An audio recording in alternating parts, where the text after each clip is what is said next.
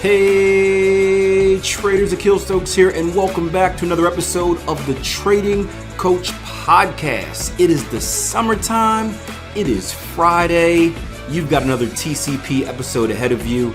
Life is good. What more can you ask for? Speaking of life, in today's episode, I'm going to share with you exactly what in my life would cause me to die if I were to stop doing it. I'm also going to tell you why I am completely 100% scared to enter a trading competition, and it's probably not for the reason that you're thinking. But first and foremost, do me a favor, guys. If you like this episode by the end, hit that like button, hit that share button, and make sure we spread the word about the Trading Coach Podcast. Tony said I've just entered a My FX Market contest, June 3rd, 29th. Nice. What does it entail, Tony? That's pretty cool. I'm excited for you.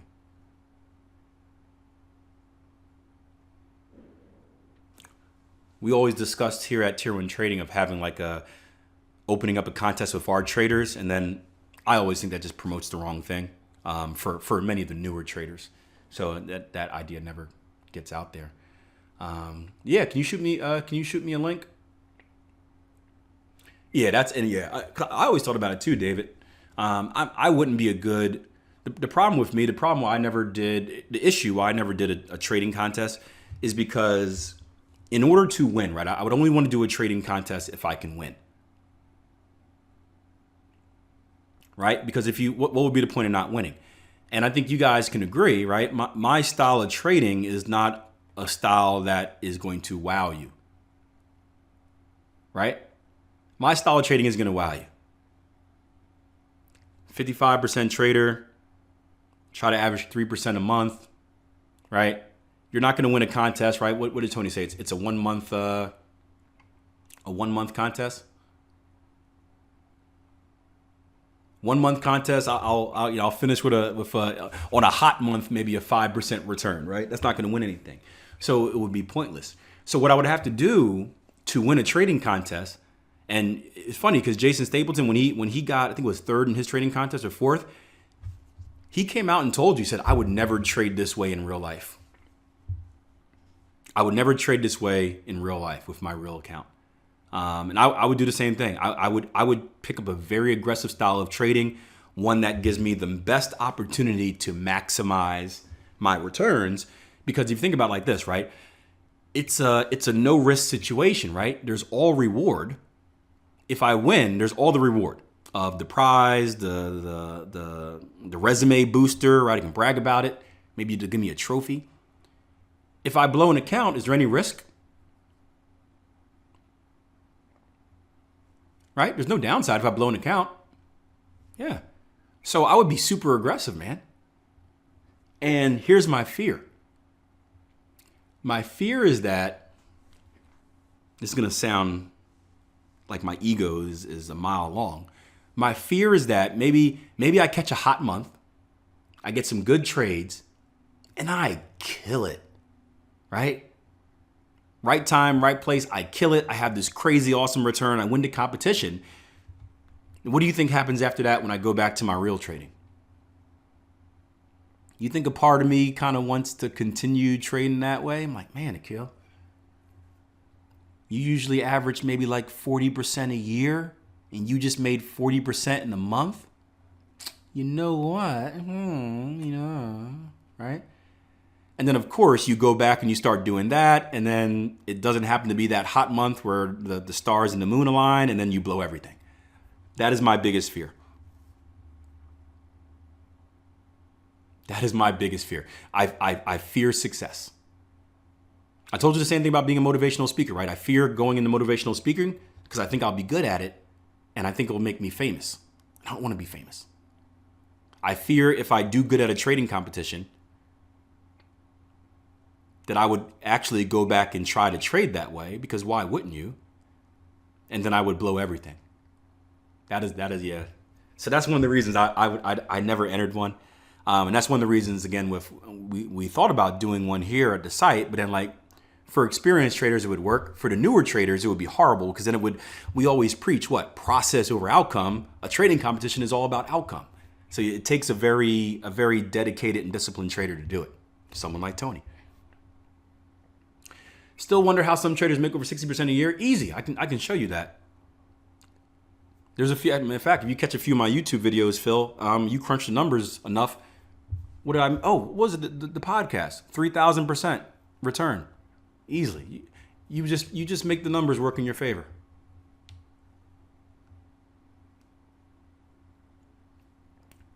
You make the numbers. You make the numbers work in your favor. It is not that hard to take a 40% return and turn it into a 200% return for the year.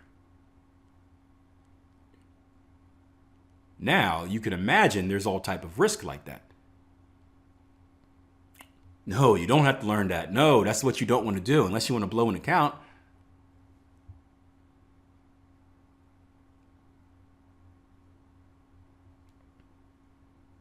It's money management. Go to your money management spreadsheet. Play around with the delta in your position sizing. I think you'll find it amazing how much you can make, how much you can boost the numbers. Now, again, everything in life is a give and a take. So as you boost the numbers of your return, what type of risk do you think you take on the back end?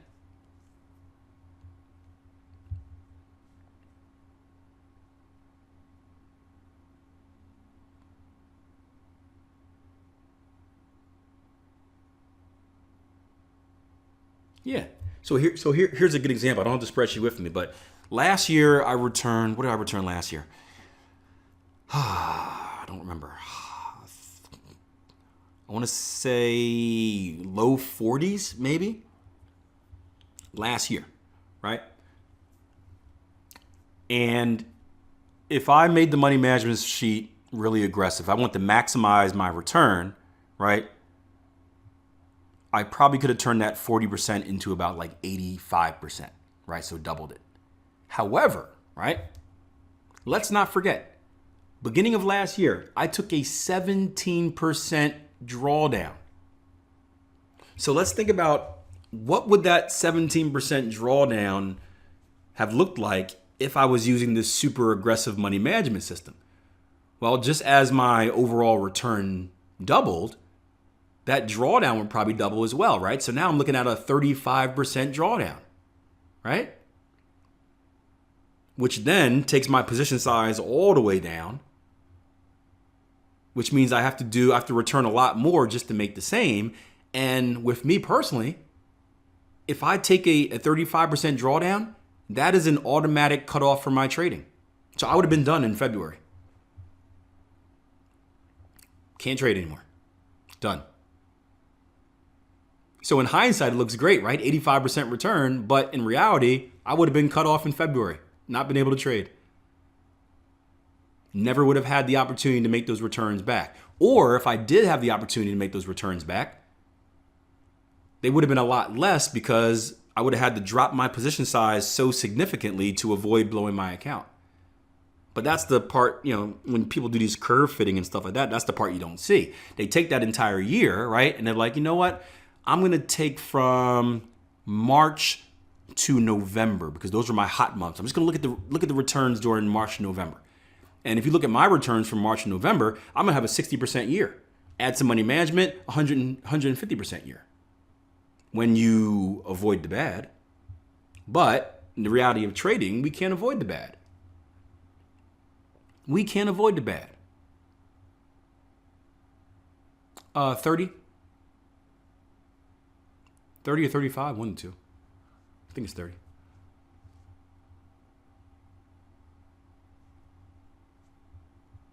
And that's why you see these people that show you these amazing returns, right? Pay attention to how long they show you those amazing returns. Right? Pay attention if in January they're like, oh man, I had a 60% month in January. See if they're still trading in June. I think you'll find it quite amusing how many of these traders that had these massive returns, you don't hear about them anymore as the year goes on. You know why? Because they blew it all.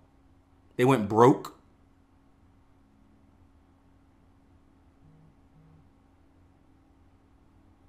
This is a long game, man. Trading is a long game. Do you guys understand that? This is a long game of survival. This is a long game of survival. We were talking basketball earlier, right? Very similar to the Houston Rockets in the last two games, right? They got off to a hot start, up by 10, 15 points in the first quarter.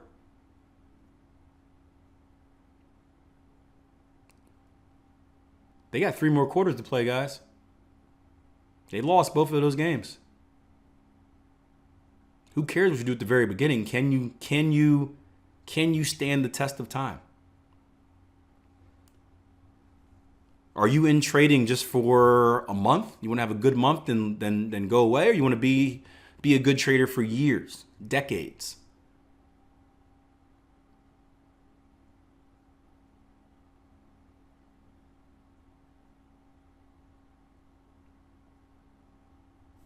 Right? That's what people don't get. And that's the mindset. It's the get rich quick mindset. It's the instant gratification mindset. What about now? I did a podcast on a couple weeks ago about this as well, but I talked to a trader yesterday who was asking me, he's like, Akil, and this is a trader I've been talking to for a while. I've had to talk to him for about 5 years.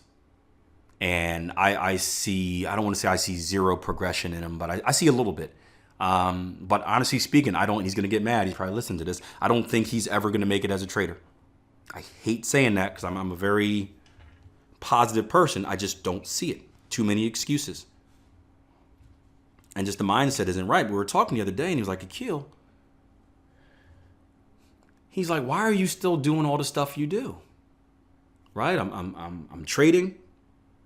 I'm teaching. I'm coaching track and field. I've got a family.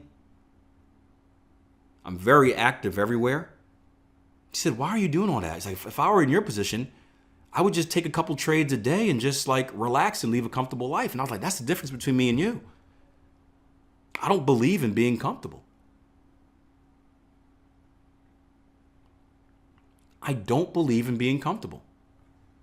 This is going to sound weird, guys. I actually think I will die if I ever get too comfortable.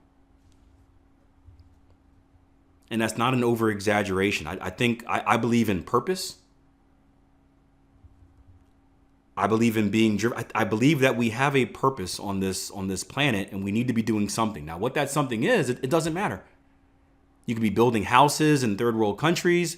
You could be trading the markets. You can be exercising. It doesn't matter what it is. It has to be purpose, right? There was a Joe Paterno, the coach of Penn State, right? I don't know how old he was. Had to be like pushing like 80 something, right? Eventually he got fired because of the scandal that was going on there. But his purpose in life, the only reason he was alive, guys, was because he was coaching. That gave him purpose. That gave him drive. That gave him desire to wake up every day and do something with his life. No lie. I think it was like a week after he got fired, he died.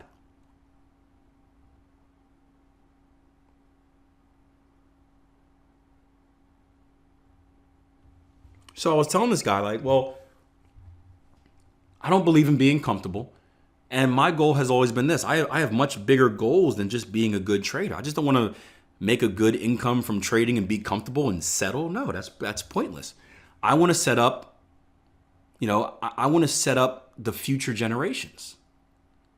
I want to have a positive impact on other people and hopefully help a few of you guys, right, turn your life around from trading.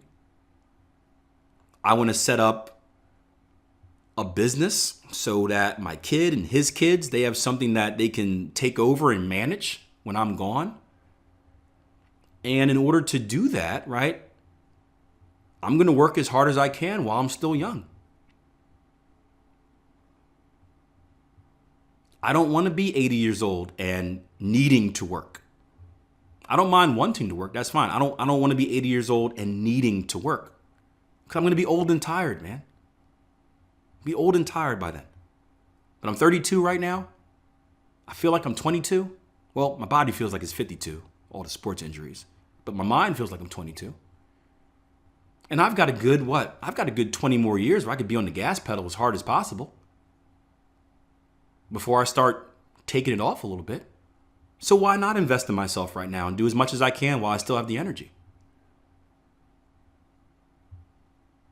So I'm in it for the long term, long game, guys. Invest, build, build now, reap the benefits of it later. Big picture. But yeah, that's a whole nother rant of why I don't think this guy will ever be successful. But I just know the mindset. It's just the mindset. Let's just put it that way. It's just the mindset isn't right. The mindset isn't right at all. All right, let's go back to the dollar yen. There's nothing here, but let's go down to the 15-minute chart. Shorty's rants will make a good podcast episode. If you have a choice not to work at the age or younger, isn't that being, if you have the choice not to work at that age or younger, isn't that you being comfortable in a way? No, no. I think for me, the word comfortable means settling. It means you're doing just enough. You're doing just enough. Like if you are at a job and you have specific tasks and you come in every day and you only do those specific tasks. You do nothing less, you do nothing more, you do just enough not to get fired. That's my idea of comfortable. Not progressing, not pushing forward, kind of just staying, stagnant. So that's what comfortable means to me. And for me, in my opinion, when you're comfortable, you're actually being left behind because all the people that are working hard and running the race, they're going past you. They're going past you on that road to success, and you're just trotting along. And what happens when you're trotting along, you're going in the same direction, but eventually we die. And I don't want to die before I get to that level. I don't want to die before I get to success. I don't want to die on the path to success. I want to die at success. Reaching a hand back and helping others. That's how I want to die.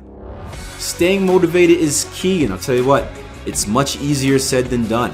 Something that I try to do on a regular basis is just surround myself with positive people and take in as much inspirational content as possible. If you're looking for some inspiration on your own, feel free to follow me on social media. I'm all over it. I'm on Facebook, I'm on Instagram, I'm on the Twitter, and I just try to share motivational content on a daily basis. So ignore the negative comments out there, surround yourself with positivity, and it'll help continue to push you along that path of success.